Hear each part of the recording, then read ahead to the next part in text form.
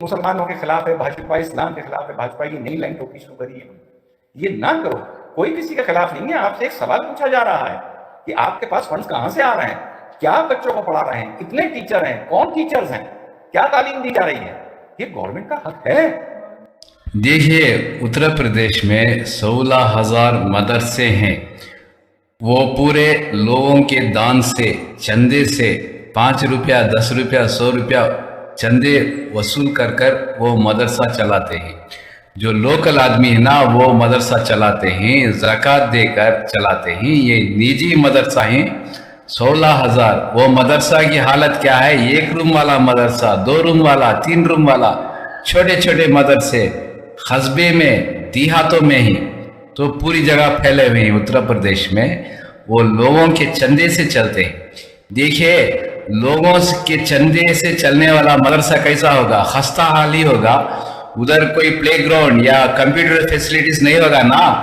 तो ये रिजवान अहमद साहब कहते हैं कि इस मदरसे में क्यों प्लेग्राउंड नहीं है, क्यों कंप्यूटर नहीं है, क्यों फैसिलिटीज नहीं है, फैन क्यों नहीं है? तो इनको जानना चाहिए, ये लोकल लोगों का मदरसा है, दान में चलने वाला मदरसा है। और बहुत से मदरसा यतीम खाने हैं, यतीम खाने हैं ना, जो अनाथ लोग बच्चे हैं ना, वहां पढ़ते हैं। कई मदरसों में रेसिडेंशियल मदरसे भी होते हैं जहां बच्चे ठहर कर पढ़ते हैं। उनका खाना पीने का इंतजाम होना चाहिए ना। तो कितना पैसा लगेगा? देखिए, एक सिलेंडर 105 रुपया है, 1105 रुपया। तो कोई मदरसा 20 बच्चा पढ़ता होगा तो कम से कम 20 या 30 बच्चा पढ़ता होगा मदरसा में, तो उसको 4 सिलेंडर चाहिए, 4,000 रुपया चाहिए, 4,400 रुपया चाहिए सिलेंडर के लिए। तो बहुत से मदरसे दान में चलते हैं ना। वहां कोई क्वेश्चन करेगा क्यों कंप्यूटर नहीं है, क्यों फैन नहीं है, क्यों ये नहीं है? तो उसकी अकल मारे गई है, उसको अकल नहीं है। तो दान में चलने वाला मदरसा है। तो यूपी में 500 स्कूल को ही मदरसों की वो सरकार है ना, यूपी गवर्नमेंट फंड देती है सिर्फ 500 मदरसों के लिए। लेकिन 16,000 मदरसे लोगों के चंदे में, यतीम खाने, एक रूम का, 2 रूम का मदरसा चलता है, खस्ता हाल में है। उधर थोड़ा बहुत इंग्लिश, मैथ्स, साइंस भी पढ़ाया जाता है ना, बिसाइड्स अरबिक। वो तो खस्ता हाल में टीचर जितना दान का मदरसा चलेगा उतना ही वो खस्ता हाल होगा, उतना ही लेवल का टीचर मिलेगा। रिजवान अहमद साहब इसको लेकर बड़े बड़े स्कूल से कंपेयर करते हैं, इनको नॉलेज नहीं है। आगे वीडियो देख। डिबेट में किस तरीके से सन्नाटा छा गया, वीडियो आपको दिखा देते हैं, वीडियो देखिए। यशवंत शिंदे एक आरएसएस का मेंबर था 25 साल से, 25 साल से मेंबर था। उसने कोर्ट के केस में एफिडेविट फाइल किया, हलफनामा। उसमें कहा है कि आरएसएस की शाखाओं में कहीं कहीं पर बम बनाने की ट्रेनिंग दी जाती है, नफरत फैलाने की बात की जाती है। काफी सारे जो ब्लास्ट हुए हैं उनकी वजह से हुए। तो क्या आप उनके यहाँ पे कभी सर्वे कराएंगे क्या?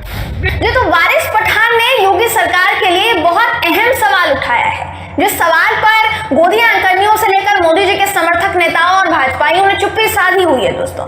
इनके मुंह से इस वक्त बोली नहीं फूट रही है, लेकिन आखिर क्यों नहीं बोली फूट रही है? क्या वजह है कि योगी सरकार और हिमंत बिस्वा शर्मा की सरकार, जिनको मदरसों में खोट दिखाई देता है, वो सरकार आरएसएस की शाखाओं का सर्वे नहीं करवा सकते हैं? नहीं, इन्होंने कहा ना कि हमको ये चेक करना है बेंच बराबर है कि नहीं, पढ़ाई बराबर हो रही है कि नहीं। तो मैं उनको लेके चलता हूं, उत्तर प्रदेश की काफी सारी स्कूल में मैं लेके चलूंगा, जो गवर्नमेंट एडेड स्कूलें हैं वहां पर आप चलिए, बेंच यहाँ पर है, पंखा वहां है, बच्चा बैठता है, उसके ऊपर सर पे फैन नहीं है।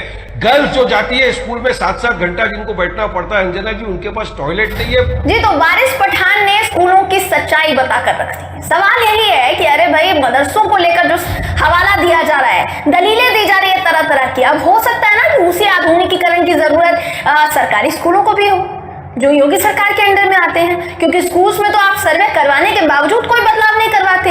आज मदरसा में सर्वे करवाना है क्योंकि आपके मुताबिक मदरसे में देश विरोधी बातें सिखाई जाती है, आतंकवादी गतिविधियां अंजाम लेती हैं। तो फिर यही सर्वे आरएसएस की शाखाओं का भी होना चाहिए ना, जहां बॉम्ब बनाने की ट्रेनिंग दी जा रही है। वारिस पठान ने आगे कहा कि ये सिर्फ मुसलमानों से नफरत में उनको परेशान करने के लिए किया जा रहा है। क्योंकि जिस मदरसे से देश को एपीजे अब्दुल कलाम साहब मिले हों, जिस मदरसे से देश को डॉक्टर राजेंद्र प्रसाद साहब मिले हों, उस मदरसे का सर्वे क्यों करवाना है आपको? क्या शक है आपको मदरसे पर? लेकिन गलतफहमी है ही नहीं, ये तो सच्चाई है जिसे शायद कबूल करने में भाजपाइयों के हाथ पैर फूल रहे हैं दोस्तों, हाथ पांव फूल रहे हैं। शायद आरएसएस की शाखाओं को लेकर इन दावों पर पर्दा डालने के लिए ही मदरसों का सर्वे शायद करवाया जा रहा है, हो सकता है। असम में क्या हो रहा है इस वक्त? एक मदरसे के 2 इमामों का नाम आतंकवाद से जुड़ा तो सभी मदरसों को बंद करने की कवायद शुरू हो गई।